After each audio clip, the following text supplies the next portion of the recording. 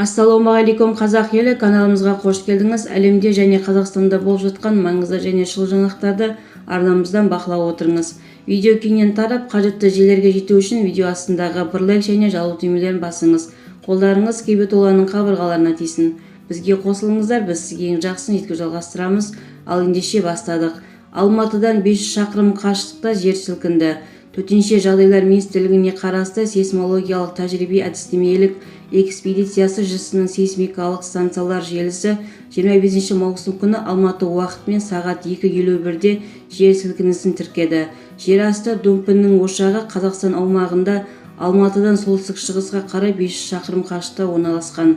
Энергетикалық санаты 10,7, МПВ магнитудасы 4,6, эпиошақ координаттары 47,05 градуске, 80-20 градус тереңдігі 5 километр, мысығы 64 классы бойынша сезілуі туралы ақпарат жоқ делінген хабарламада.